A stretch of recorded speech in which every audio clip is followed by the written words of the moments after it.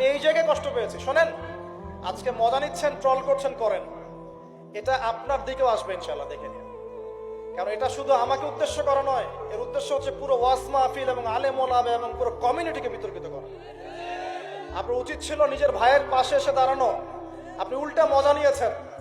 এগুলো আল্লাহর আরশ পর্যন্ত পৌঁছে গেছে ইনশাআল্লাহ। আল্লাহ পাক অচিরেই এর ফলাফল নাযিল করবে ইনশাআল্লাহ। একটা ন্যাশনাল নিউজ যদি প্রচার করতে চান, আপনাকে পক্ষে বিপক্ষের কথা নিতে হবে না? একটা ন্যাশনাল নিউজ প্রচার করবেন, তাহলে বাদী বিবাদী উভয়ের কথা শুনতে হবে না? এই হলুদ সাংবাদিকতা, টোটালি হলুদ সাংবাদিকতা। এর পিছনে কি উদ্দেশ্য? উদ্দেশ্য হচ্ছে 1 নাম্বার ওয়াজ মাহফিলকে বিতর্কিত করা, নাম্বার 1। 1 নাম্বার উদ্দেশ্য ওয়াজ মাহফিলের যে চলমান সিলসিলা বাংলার মাটিতে চলছে, এই চলমান সিলসিলাকে বিতর্কিত করা একটা প্রধান উদ্দেশ্য, 1 নাম্বার।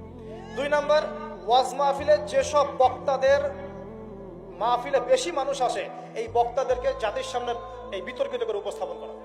2 নাম্বার। 3 নাম্বার, আপনি যদি একজন বক্তা বা আলেমকে বিতর্কিত করতে চান, 2টা ইস্যু লাগবে আপনার। 1, নারী কেলেঙ্কারি, 2, অর্থের কেলেঙ্কারি।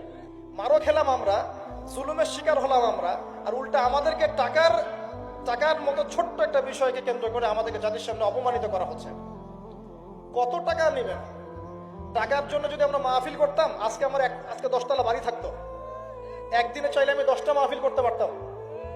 টাকার জন্য যদি আমরা কাজ করতাম, দিনের কাজ, তাহলে আমার নামে শত শত বিঘা জমি থাকতো।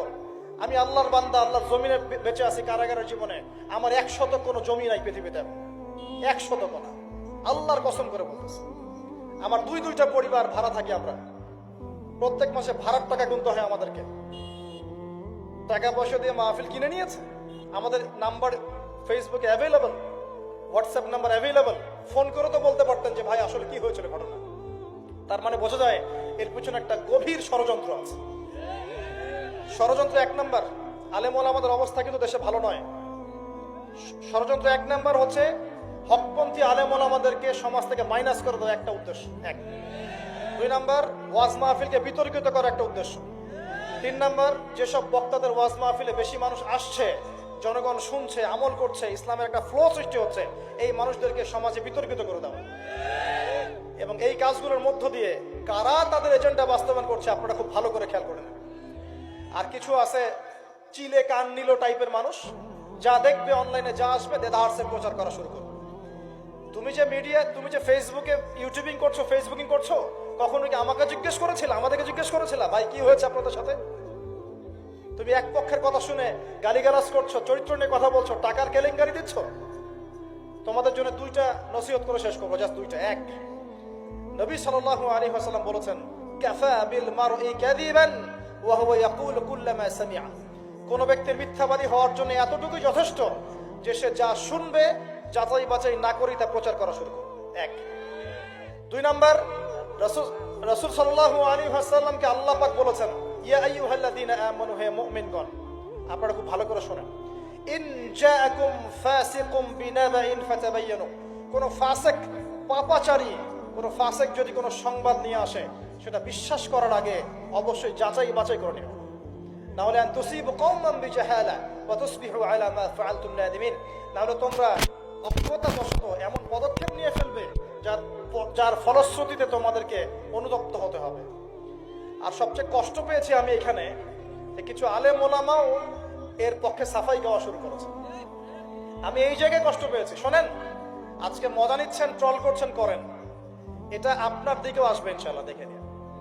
কারণ এটা শুধু আমাকে উদ্দেশ্য করা নয়, এর উদ্দেশ্য হচ্ছে পুরো ওয়াজ মাহফিল এবং আলেম ওলামা এবং পুরো কমিউনিটিকে বিতর্কিত করা। আপনার উচিত ছিল নিজের ভাইয়ের পাশে এসে দাঁড়ানো, আপনি উল্টা মজা নিয়েছেন। এগুলো আল্লাহর আরশ পর্যন্ত পৌঁছে গেছে ইনশাআল্লাহ। আল্লাহ পাক অচিরেই এর ফলাফল নাযিল করবে ইনশাআল্লাহ। শুধু এতটুকু বলছি, আল্লাহর কাছে হাত তুলে দোয়া করছে, আল্লাহুম্মা ইন্না নাজআলুকা ফি নুহুরিহিম ওয়া নাউযু বিকা মিন শুরুরিহিম। আল্লাহুম্মা আকফিনিহিম বিমা শি'তা, আল্লাহুম্মা মুনজিলাল কিতাব ওয়া সারি'আল হিসাব, ইহজিমিল আহজাব, আল্লাহুম্মা ইহজিমহুম ওয়া জালজিলহুম। এই দোয়ার অর্থ যারা বুঝবেন জেনে নিয়েন যে আমি কি দোয়াটা করেছি। আমি আল্লাহর কাছে দোয়া করছি, আল্লাহ পাক সত্যের পক্ষে থাকেন, মিথ্যার বিপক্ষে থাকেন।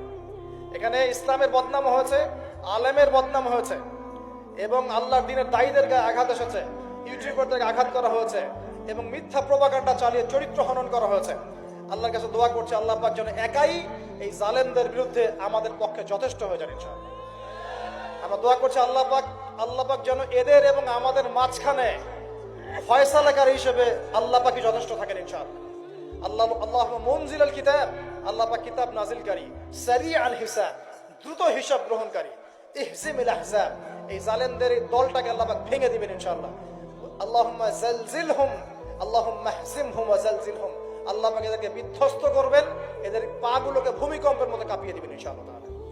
নবী সাল্লাল্লাহু আলাইহি ওয়াসাল্লাম, লাস্ট কথা, নবী সাল্লাল্লাহু আলাইহি ওয়াসাল্লামের উপর অত্যাচার আসলে তিনি দুই রকম সুন্নত দেখিয়েছেন। এক, তিনি মাফ করে দিয়েছেন, যদি ওরা ক্ষমা চাইতো আমি মাফ করে দিতাম। আল্লাহ রাসূল আরেকটা সুন্নাত, তিনি বদদোয়া করেছেন, হাত তুলে তুলে বদদোয়া করেছেন, আল্লাহ অমুককে দেখে নিও, তমুককে দেখে নিও, তমুককে দেখে নিও। আজকে আমি মাজলুম, আমরা মাজলুম, শুধু সেই বদদোয়া আল্লাহর কাছে করছি। অচিরেই দেখে নিবেন তাদের কি পরিণত হয় ইনশাআল্লাহ। আমরা কিচ্ছু করব না, কিচ্ছু বলবো না, আল্লাহর পক্ষ থেকে কি ফয়সালা হয় খালি দেখে নিন ইনশাআল্লাহ। কারণ আল্লাহর দ্বীনের শত্রুতা করে, দ্বীনের দায়ীদের সাথে, আলেমদের সাথে শত্রুতা করে কোন জালেম, কোন ফেরাউন, নমরুদ এই দুনিয়াতে টিকতে পারে নাই, আগামীতেও পারবে না ইনশাআল্লাহ তাআলা। আর কিছু বলার মতো মন মানসিকতা আমার নাই। আপনাদের জন্য দোয়া করবো এবং অনুরোধ করবো যে আল্লাহর ওয়াস্তে এই বিভ্রান্তির যুগে এক পেশে মনোভাব রাখবেন না, সত্য মিথ্যা যাচাই করবেন, তারপরে আপনি বিশ্বাস করবেন ইনশাআল্লাহ তাআলা। আর বিশ্বাস করবেন আল্লাহর পথে দায়ী আলেম, মুহাদ্দিস, মুফতিরা কোনোদিনও দিনের অকল্যাণে কোনো কাজ করে না ইনশাআল্লাহ। আল্লাহ রাব্বুল আলামিন আমাদের সবাইকে পবিত্র কোরআন এবং সহিহ হাদিসগুলো অনুযায়ী আমল করার তৌফিক দান করুন, নবীর সুন্নাহগুলো মেনে চলার তৌফিক দান করুন, এবং আমাদের মাঝে যত ইখতিলাফ আল্লাহ পাক দূর করে দিন, এবং দৃশ্যমান অদৃশ্যমান সমস্ত রকম ইসলামের শত্রু থেকে আল্লাহ পাক আমাদেরকে